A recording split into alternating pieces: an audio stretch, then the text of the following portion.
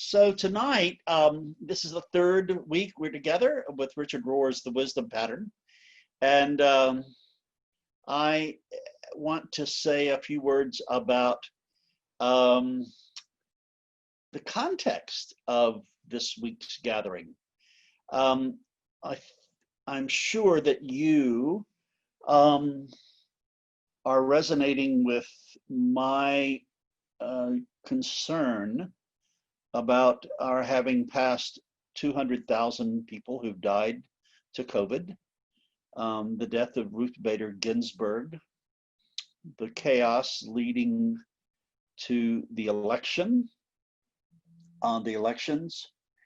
and all the fires in California. So I feel that Richard Rohr's work that we're going to cover tonight is really speaking to that. And I do, just in case anyone gets a little feeling of dis-ease, we wind up with Rosh Hashanah. On Saturday and Sunday, I got to listen to some really good rabbinic sermons from friends of mine in California. And I think it's wonderful that we can join our Jewish sisters and brothers in hearing a call to the new year. So let's go to the first slide. Ann Kramer and I, and Ann, please unmute because I want you to say anything that needs to be said. Ann Kramer and I, along with Hala, were on national call with leaders and participants in an October activity that we will participate in at St. Luke's called Mourning into Unity. And this is the logo. And the idea is to look into our divisiveness and polarization as we're approaching our elections, paying attention to the fact that some of our gatherings are pretty doggone violent, and that we need to remember that the world's wisdom says that when you mourn together, you can be together. And that leads you, and Lamentations in the Hebrew scriptures and Jesus in the Sermon on the Mount said it's a really blessed thing to lament and to mourn. And when you do that, which is not very American, but when you do that, that really centers you to be brought through the mourning and the grieving into joy and hope and action. So when we share our humanity, we strengthen our commitment to each other and to our democracy. So on October 12 and 19, let's go to the next slide. And are you unmuted? Can you help me now? Yes. The list of several different host worship houses of worship are on the left. That's not a full list, but it shows you how we go from the Cathedral of St. John the Divine in New York City all the way across. And we were chosen in Atlanta to be the host here. And it is based in a science, a body of research that shows that hearts and brains heal when there is appropriate grieving. So on October 12 and 19, we're inviting everybody to participate either by Zoom or by car or on the public streets. Will not, unfortunately, I think, be able to have more than a few people inside on the front steps of St. Luke's, but we will have been draped in purple fabric, and every host church and worship house of worship will have the same kind of fabric, purple symbolic color of grieving. We will have purple face masks for everybody to wear. It'll be an interfaith led prayer service. And I think it's going to be very, very moving. And then on the 19th, we'll continue, but we will have sent in the purple fabric, if I understand it correctly, and it will be stitched together with all the other places that had that same draping. And then they will drape the fence of the White House to call attention to our national need for mourning. And much, much more will be. Yeah, Ed. Yes. Perfect. As always, you're perfect. I think for all of us, it's really a vigil to reflect on it as an opportunity to acknowledge the grief, absolutely mourning in all of the grief that surrounds not only death, but violence and hate and envy and all the things that have sort of come across us. But in that vigil, our sister Episcopal Church, the Epiphany in DC, will be the one to begin to take these purple fabrics to wrap it around the White House gates so that there will be a visible image of the idea of reconciliation. And I think because we at St. Luke's have been doing so much related to lamentation, mourning, forgiveness, and moving through listen, learning, reflecting, and acting, we were thrilled. Of course, Ed and I are like kids. Yes, yes, we'll do it. Oh, we haven't asked anybody yet. So we hope we'll get forgiveness before permission. But St. Luke's is the host congregation for Atlanta. And as Ed mentioned, it is definitely interfaith, multi-denomination. And it's been really interesting to see the various, and as you said, Eric, wasn't it, Eric, that Carthage and the whole Kenosha, Wisconsin community is coming out in full force. I'm sure Kentucky will as well with Breonna Taylor. It'll be interesting to see the cities that have had a lot of expression of violence and protest and how they move through this experience. 6 o'clock, October 12th, repeat October 19th. So do plan to either Zoom in or perhaps drive into the parking lot. But I think you'll be so grateful for Ed and his saying yes to our hosting this in Atlanta. Thanks, Ann. You're doing a great job leading us. I really appreciate that. It is a joy. Okay, so I like that being the context along with David Hendy's All We Need Is Love. To go through the rest of these slides for tonight, and then we'll have time to break into small groups. So the question for tonight is a Rosh Hashanah question, and that is the question about turning around. That's the call of teshuvah, repent, which really is emphasized by Richard Rohr in this material tonight. And just as last week we focused on stories, tonight we focus on turning around. And I'll go ahead and give you the opening story for my sermon this coming Sunday. It's from this Rosh Hashanah sermon where a lady was doing a Zoom support group for her synagogue. And one woman said, I just need a lot of prayer to help me get through this nightmare. And the leader said, what you're going through right now is not an opportunity to just tread water, but actually to know that you are called to do some teshuvah work right now. So that's really harmonious with what Richard Rohr is all about in these slides tonight. So let's go to the next slide. Just a reminder that Richard Rohr really believes that reality is cruciform in its pattern. And he has, in the earlier weeks, critiqued the modern civilization story of reality being perfect consistency and progress, rationalism, scientism, fundamentalism, moving forward. And he's also critiqued the notion of that's postmodern, that reality is not meaningless and absurd, chaos, no patterns, nihilism. But reality is filled with contradictions. And the cross, he says, that whole notion of crucifixion and resurrection, or the subtitle of this book we're studying, Order, Disorder, and Reorder, life, death, and then resurrection, that's what life is.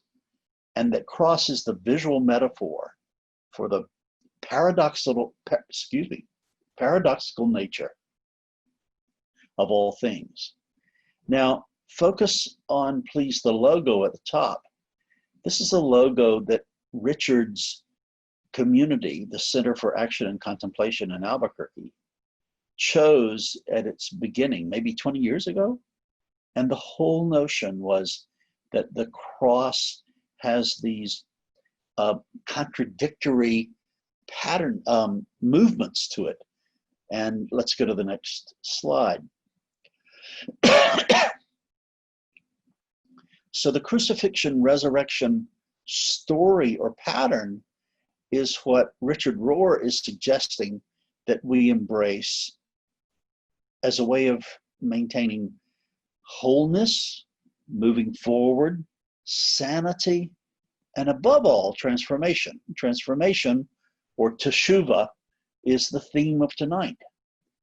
And he loves the Franciscan Saint Bonaventure, who called the cross the coincidence of opposites. Jesus was killed on the collision of cross purposes, conflicting interests, half-truths, that is all of life. And the experience of the cruciform pattern of reality always feels like 2 steps forward and 3 steps backward. None of us likes it, especially because the 3 steps backward always feels like dying. The people who live the contradictions, in fact, are the saviors of the world. And these are people, before I move on to the next sentence, these are the people he's saying are the saints, or the sages, or Abraham Lincolns, or Harriet Tubmans, people who get to a point in their life where somehow their soul is big enough to embrace the contradictions in life and then move forward. These are the people who are agents of all true transformation, reconciliation, and newness. So there is a clearly paradoxical nature of almost everything. Next slide. Now, he says that we can avoid transformative healing or reconciliation or true leadership or the cruciform nature of life by going to either the fight or the flight responses. And when we don't transform our pain by just going to fight or flight, we will always transmit it. He's famously known as saying, hurt people hurt people. And it's very important. I mean, you look around. Judy Enders was talking about the trauma thing that she was watching all day yesterday and today.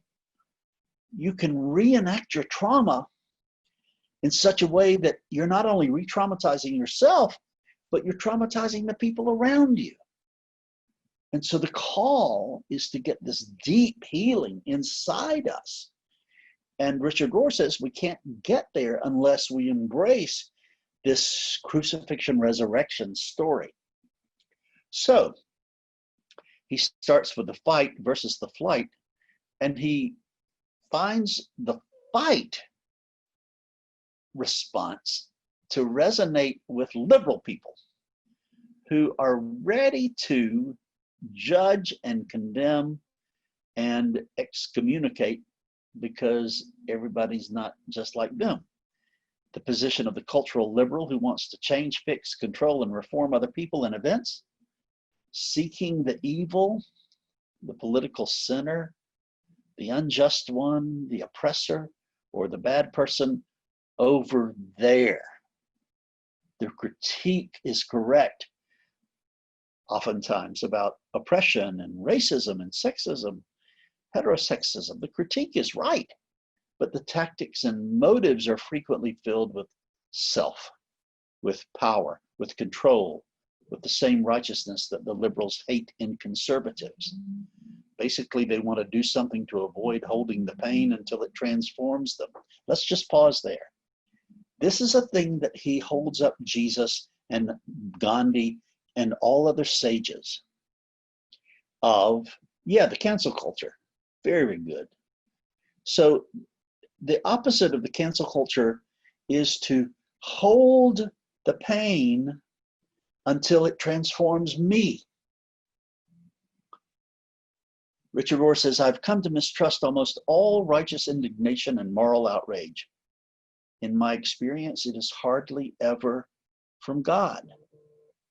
Well, that's no fun to hear, that my righteous indignation might be from my ego rather than from God.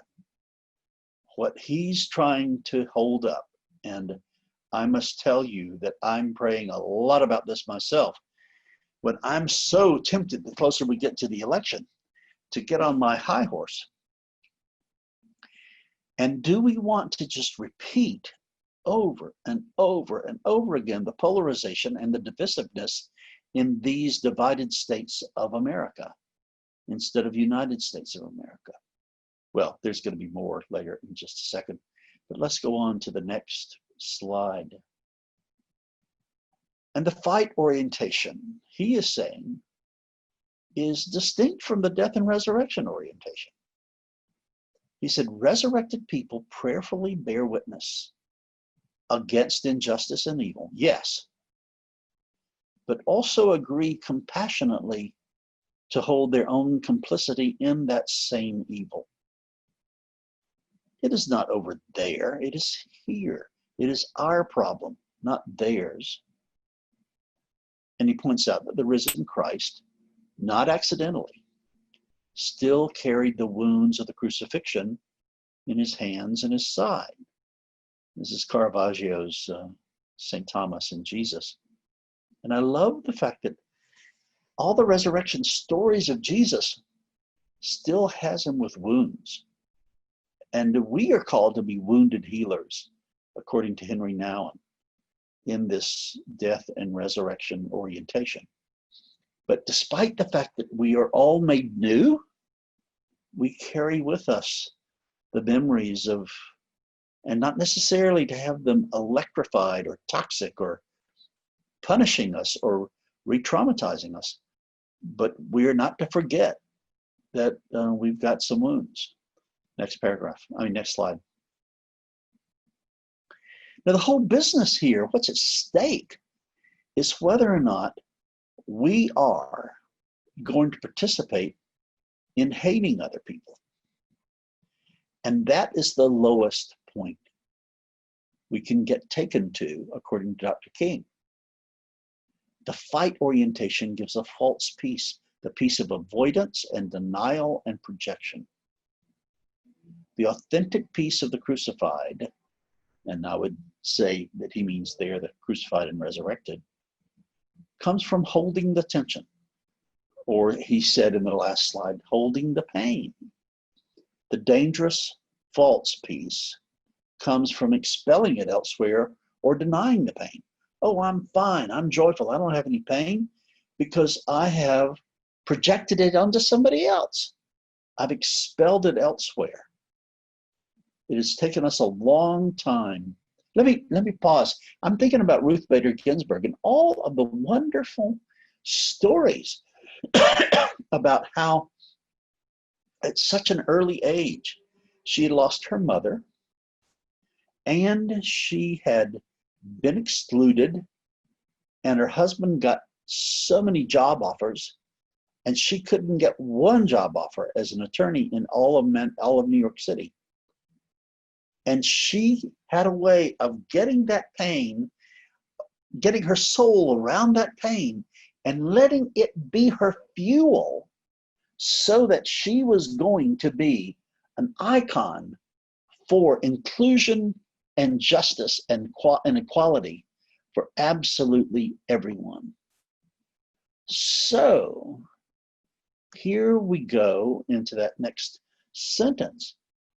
It's taken us a long time to realize that we cannot afford to hate, because we become a mirror or a disguised image of the very same hatred. Once we let the other determine the energy and the agenda, we can only react to it. And soon we are using the same energy and the same agenda, but we can't see it. I am so indicted by this slide. Let no one pull you so low as to hate that person. Because, in other words, you've given your power away. You've given your agenda to that person, and you have taken on that person's energy. Next slide. So if fight is one diversionary tactic or distracting, self-distracting, the other is flight. And Rohr sees resonance here with those of us who are conservative. The uninformed, falsely innocent, often conservative type denies the pain altogether, refuses to carry the shadow side of anything in themselves or in their chosen groups.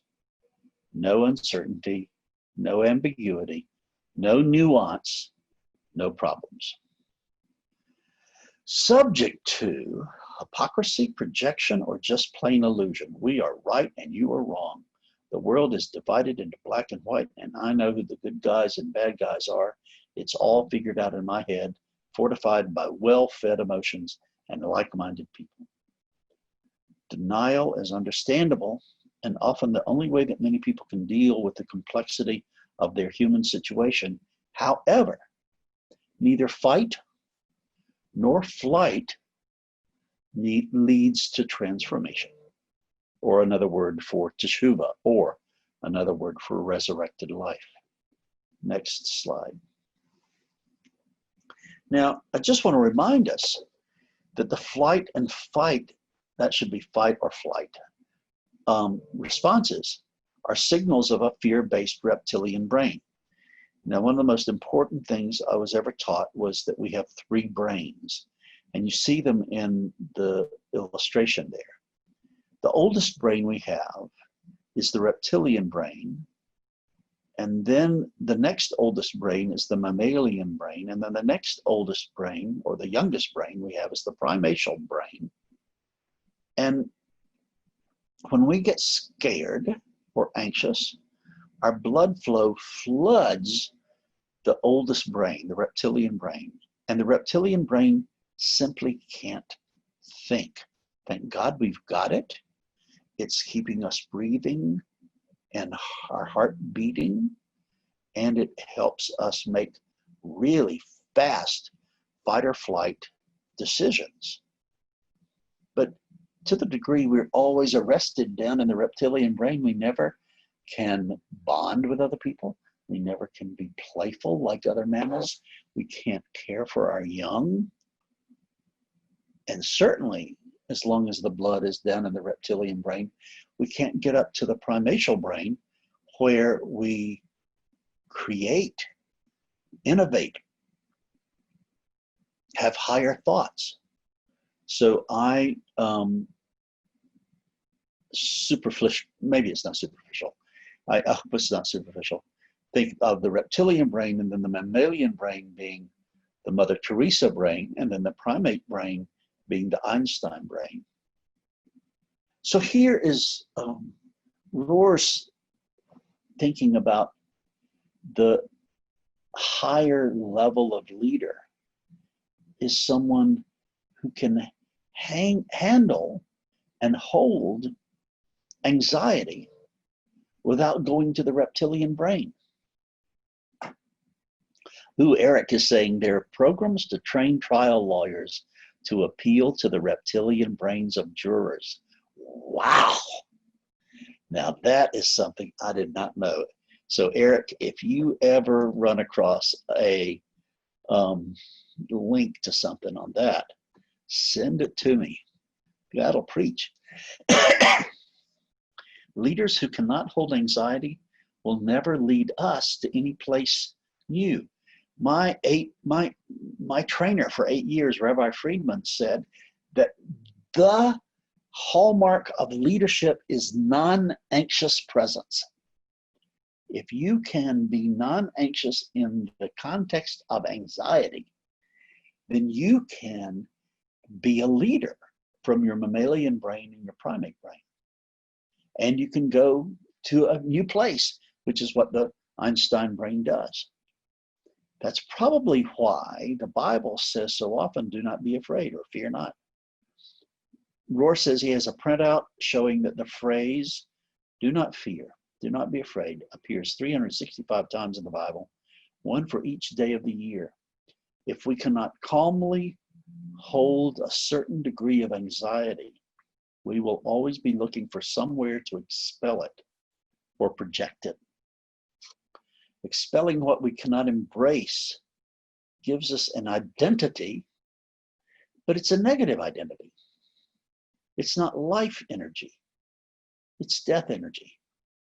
Formulating what we are against gives us a very quick, clear, and clean sense of ourselves. People more easily define themselves by what they are against, by who they hate, by who else is wrong, instead of by what they believe in and whom they love. In the check-in time, somebody had, I think it was Donna Church, had just finished John Meacham's book on John Lewis. And one of the great YouTube things that I was listening to the other night when I was trying to fall asleep is an interview, a conversation between John Meacham and Eddie Glaude of Princeton at the African American Studies Department. And he has this new book on James Baldwin, which is just magnificent, called Begin Again. And what they were doing was talking about getting beneath the level of identity, how we were socialized, to get down to the real humanity, whether you were socialized as a white person or as a black person, as a person, any person of color, whether you were socialized to have your identity in an ideological position or gender or all of that, as opposed to what is even deeper than those identities, and that is knowing what you believe and who you love. Next slide. So there's a third way that Rohr is trying to offer us here. Rather than fight or flight, this third way obviously includes both fight and flight, because Rohr and all the sages like Cynthia Bourgeault and Ilia Delio are calling for non-dualism, a non-duality of not fight or versus flight, but includes both. But it's fighting in a new way from within, without denying or making light of an injustice or making light of oppression. It's fleeing from the quick egocentric response. Only God can hold such an act together within us. The small self is always too small. Only the true self can live the gospel story. Okay, insert here, asterisk. He's invoking Thomas Merton here. Thomas Merton said, it is so easy to live out of your false self, your socialized identity. And the goal in contemplation and community is to get to the true self, which is the divine inside you. That's God inside you. And only the true self can live this good news, crucifixion, resurrection story. Only the true self can find our transformational journey home from the lies of inequality, injustice, and oppression, and do it without fear or scapegoating. The other night on our little visions gathering, one of our facilitators, Jabari Brown, was saying that when we leave oppressive cultural reactivity and come to justice, we are actually coming home. And that's what Rohr is talking about. This journey, the way, which is transformational, and it brings you home to your true self.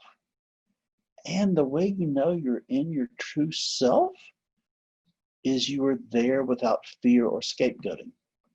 Now, I'm not talking about the good kind of fear, the exhilarating fear. You know, Eleanor Roosevelt said, do something that scares you every day. That's talking about exhilaration. That's a way to live on the edge so that you're on the high dive at least once a day.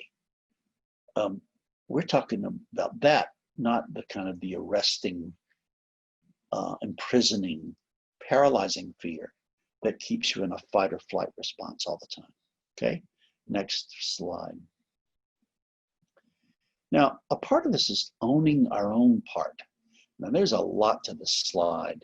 Let me just start with Rabbi Heschel over here. I'm quoting him so much these days. Rabbi Heschel, for those of you who don't know him, was just a giant of a thinker, sage, writer. Wrote a million books. One of the most important is The Sabbath. He walked with Martin Luther King Jr. and John Lewis across the Edmund Pettus Bridge in Selma. He said that when he was walking with Dr. King, he felt like his feet were praying. And I love to quote him because he says at the end of his quote there that I've put a slide up on, that in a free society, some are guilty, but all of us are responsible. Every malady we have, from climate crisis to systemic racism, sexism, heterosexism, heteronormativity, every malady we have, we all have to get over whether or not we're guilty, but claim our responsibility. So that's about owning our part.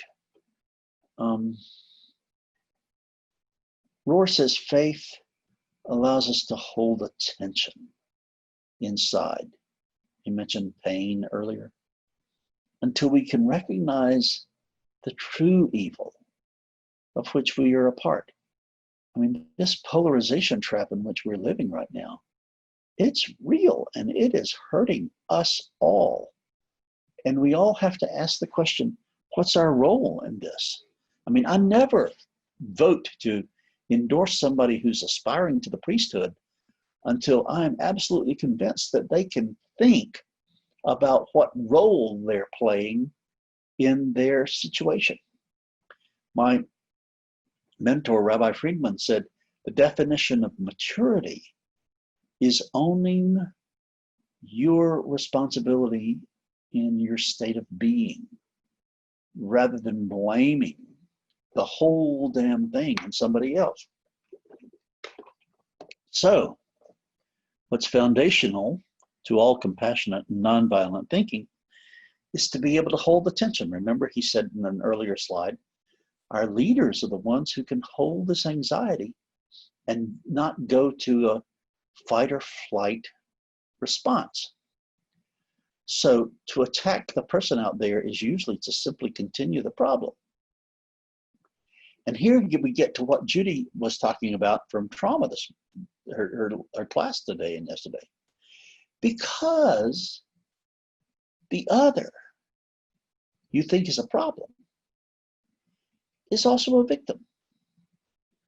The reason people do evil, why they hate, sin, or make mistakes, is because at some point they have been hurt, rejected, excluded, or wounded, or put in the word traumatized. Everybody is a walking struggle. And we need to be compassionate with absolutely everyone and still be able to hold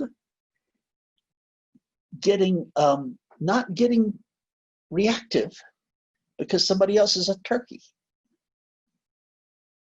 These hurt, rejected, excluded, wounded, traumatized folks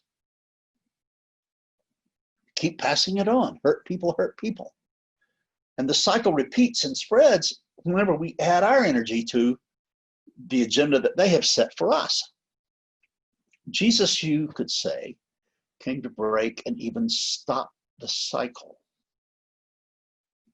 Punitive behavior only continues the same old game. And he says, I'm afraid most of the church itself has yet to understand it. It is about seeking true interior transformation.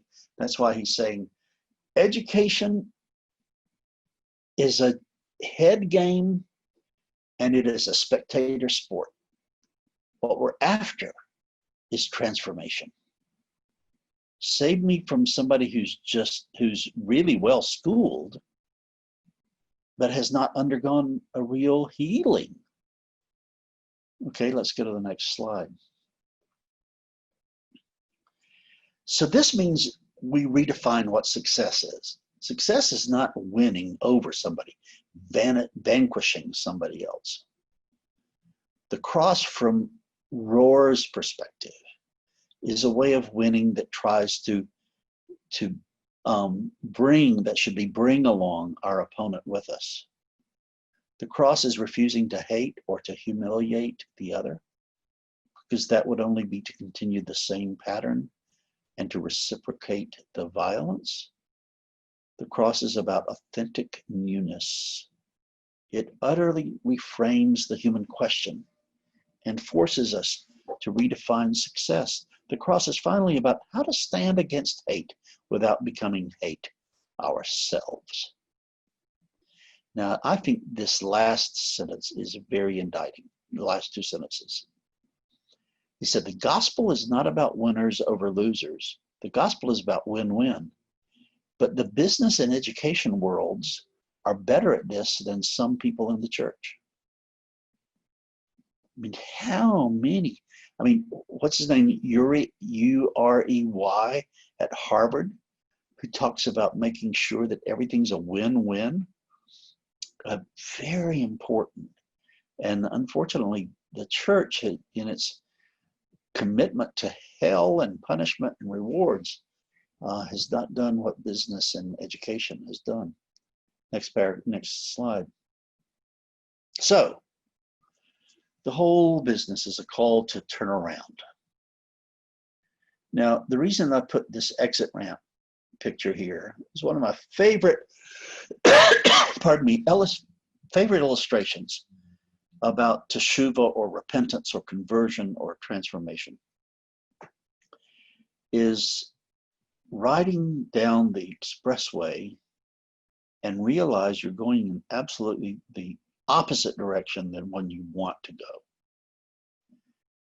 And realizing after that awareness that you can take the exit ramp and turn around and go back in the opposite direction.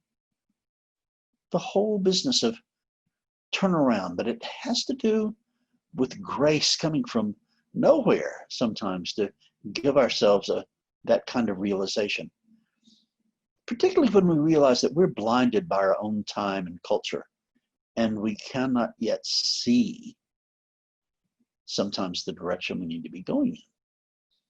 Surely this is a strong example of how education is not the same as transformation.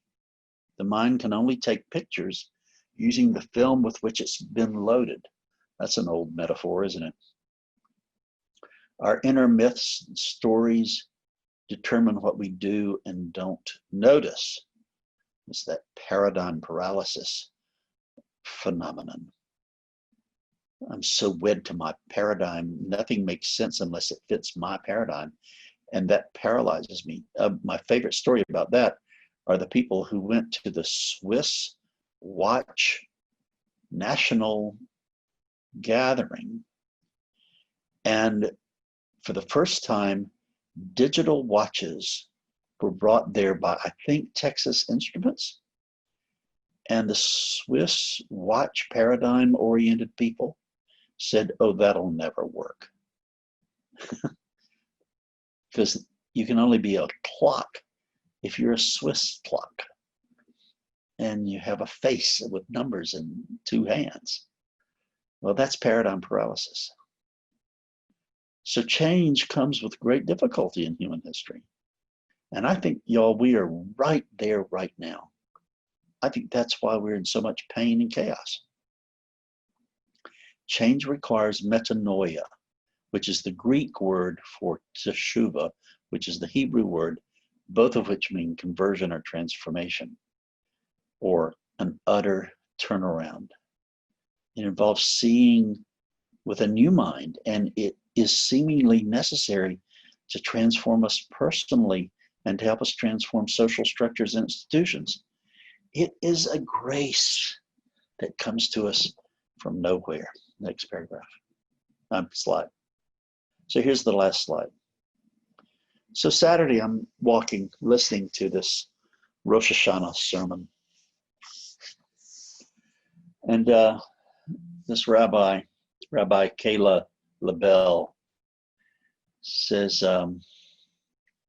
that she had been reading the old rabbis about how to do teshuvah. And she was saying, surely she doesn't have to do a turnaround during this pandemic. And she said, in complete opposition to my instincts, Rabbi Nissim says that it's times like this when the world is upside down that it is actually easier to do teshuvah, turnaround. When the world is not proceeding normally, but when we are faced with crisis, that is when we have the greatest capacity to do the kind of spiritual work we're called to do during the high holy days. Rosh Hashanah was this past weekend, and Monday is Yom Kippur. I've been thinking about this for several weeks now, and I've been speaking with many of you and reading the Rosh Hashanah reflections you wrote, and I've been truly surprised to realize that Rabbi Nissim is right. While one might think that living through this time would weaken our ability to reflect about who we are and who we could be, it turns out that the complete overturning of our lives actually primes us for the kind of transformation we are called to during this season of the High Holy Days. Though we never would have asked for any of the crises we are facing right now, all of this upheaval has created an opening, a doorway to insight and to change. So, my friends, Wesley is going to send us into rooms of 4. And what I would like you to talk about really quickly, we're only going to be there 6 or 7 minutes, and then y'all come right back so we can report back to one another before the choir has to go to choir. What are you called to change? Are you called right now to take a rest? And that sometimes that's really important, and I want you to hear my blessing of that. Or are you called to examine your part, your responsibility in any number of the crises? Is your call to turn around the transformation to say, oh, I'm doing fight. Oh, I'm doing flight. Or I need to hold the anxiety of my culture and not get caught up in it. Or have I been brought to the level of somebody who hates me or whom I hate? Those are the questions. Let's all go to our small groups and spend 6 minutes and then come back and report it back out. And don't hesitate to use the chat box. Okay, let's go.